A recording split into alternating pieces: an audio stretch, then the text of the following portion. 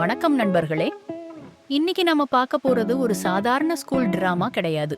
இது ஒரு Korean drama misunderstanding, judgement, அதோட சேர்ந்து மெதுவா வளர்ற ஒரு அன்எக்ஸ்பெக்டட் ரிலேஷன்ஷிப் பற்றி பேசுற கதை. இந்த கதை ஒரு டீச்சரோட வாழ்க்கை பற்றியது. அவங்க பேர் யுன்போம். கிளாஸ்ல பிளாக் போர்ட்ல எழுதிக்கிட்டு இருக்கும்போது திடீர்னு ஒரு பெண் வந்து யுன்போமை அரைக்கிற மாதிரி ஒரு கனவு. இந்த கனவு அவங்களுக்கு அடிக்கடி வரும். ஒவ்வொரு தடவையும் தூக்கத்திலிருந்து திடுக்கிட்டு எழுந்திருப்பாங்க. அது கனவுதான், ஆனா அந்த பயம் அவங்க வாழ்க்கையையே கலக்கி போட்டிருக்கும். யுன்போம் ஒவ்வொரு நாளும் ஸ்கூலுக்கு போகும்போது சிரிச்ச மாதிரி நடிப்பாள். ஆனா உள்ளுக்குள்ள அவங்க வாழ்க்கை முழுக்க இருட்டு. ஒரு வருஷத்துக்கு மேல டீச்சரா இருந்தாலும் யார்கிட்டயும் அதிகமா பேச மாட்டாள். தலைசப்பா இல்லனா சின்ன முகச்சலிப்பு, எப்போதுமே டார்க் கலர் ட்ரெஸ், உடல் மொழி முழுக்க ஸ்டிஃபா இருக்கும். ஆனா முன்னாடி யுன்போம் அப்படி கிடையாது. ரொம்ப பேசுவாள், ரொம்ப பிரபலம். அவங்க பேச ஆரம்பிச்சா எல்லாரும் அமைதியா கேட்பாங்க. அதனால ஸ்டோரி ஸ்லேயர்னு பேர். ஆனா சில டீச்சர்ஸ் எல்லை மீறி பேச ஆரம்பிச்சாங்க. செலக்ஷன் தேவதைன்னு கூப்பிட்டதும் யுன்போம் உள்ளுக்குள்ள உடைஞ்சு போயிட்டாள். மத்த டீச்சர்ஸ் எல்லாருக்கும் சியோல் போகணும்னு ஆசை. ஆனா யுன்போம் மட்டும் கிராமத்துக்கு போகணும்னு சொன்னாள். இத பார்த்து எல்லாருக்கும் சந்தேகம். இந்த பொண்ணு வாழ்க்கையில ஏதோ பெரிய விஷயம் நடந்திருக்குமோன்னு பேச ஆரம்பிச்சாங்க. ஆனா யுன்போம் உண்மையை யாருக்கும் சொல்லாம மறைச்சே வைக்க முடிவு பண்ணினாள்.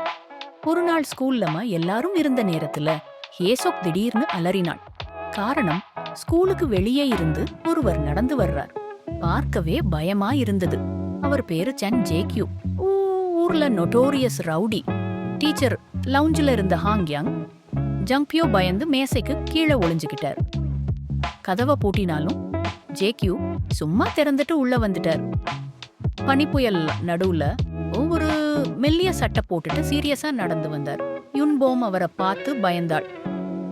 கையில டாட்டூ, லுக்ஃபுல் ரவுடி. ஆனா உண்மை என்னன்னா, ஜேக்யூ ஹாங்க்யூலோட மாமா, அதாவது யுன்போமோட கிளாஸ்ல படிக்கிற மாணவனோட கார்டியன். ஜேக்யூ ஸ்கூலுக்கு வந்தது ஒரு காரணத்துக்காக. ஹாங் ஜங்பியோ ஹாங்க்யூலுக்கு வர வேண்டிய அவார்டை கேன்சல் பண்ணியிருந்தார். காரணம், பெற்றோர்கள் இல்லாத குழந்தைன்னு. இதை கேட்டு ஜேக்யூ கொதிச்சு போயிட்டார். அவன் சின்ன வயசுல இருந்து நான் தான் அவனை வளர்த்தேன். ஊசி போடுறதுல இருந்து உடம்பு சரியில்லாத நாள் வரையெல்லாம் நான் தான் பார்த்தேன். நான் அவனுக்கு பெற்றோன் தான் கத்தினார். இந்த வார்த்தைகளை கேட்ட யுன்போம் ஷாக். இவன் ரவுடியா இருந்தாலும் மனசு இவ்ளோ நேர்மையா இருக்கா வண்ணுங்க. அதுக்கப்புறம் ஜேக்யூ அமைதியா கிளம்பிட்டாரு. ஆனா டீச்சர்ஸ் யுன்போமிட்ட அவரை பத்தி எந்த பயங்கரமான கதைகள் சொல்ல ஆரம்பிச்சாங்க. இவன் கும்பலோட தான் தெரியும். இரவு உடம்பு புதைக்கிற மாதிரி தோன்றத பார்த்தேன். காரையே தூக்கினான். யுன்போம் ஒரு நிமிஷம் நம்பினாள். அடுத்த நிமிஷமே அவளுக்கே அவமானமா இருந்தது. ஒரு நாள் இரவு வீட்டுக்கு வந்த யுன்போமோட கதவு திறக்கவே இல்லை. கோபத்துல சாவியை எரிஞ்சிட்டு போகும்போது ஜேக்யூ எதிரில வந்தார். கையில ஏதோ ஆபத்தான பொருள். யுன்போம் பயந்து ஓடினாள்.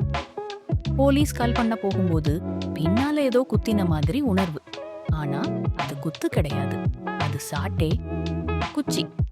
ஜேக்யூ சிரிச்சார். இது காயப்படுத்துமா? அவரோட டாட்டூ கூட ஃபேக், பெட்ரோல் பேங்க் கிஃப்ட். அவரு வீட்டுக்குள்ள போய் கதவை உள்ளிருந்து திறந்து கொடுத்தார். அப்போதான் ஜேக்யூவுக்கு ஒரு சந்தேகம். இவளுக்கு என்ன ஏன் ஞாபகம் இல்ல? அதுக்கப்புறம் பேரண்ட் டீச்சர் மீட்டிங். ஹாங்க்யூலோட கார்டியன் ஜேக்யூ. இந்த சந்திப்பு தான் யுன்போமோட வாழ்க்கையில பெரிய மாற்றத்துக்கு ஆரம்பம். இந்த எபிசோட்ல நம்ம பார்த்தது ஒரு டீச்சரோட உள்ளுக்குள்ள இருக்கிற வலி. இந்த கொரியன் டிராமா ரிவ்யூ உங்களுக்கு பிடிச்சிருந்தா லைக் பண்ணுங்க, சப்ஸ்கிரைப் பண்ணுங்க, உங்க தாட்டை கமெண்ட்ல ஷேர் பண்ண மறக்காதீங்க. நெக்ஸ்ட் எபிசோட்ல இன்னும் டீப்பரா இந்த கதையை பிரேக் டவுன் பண்ணலாம்.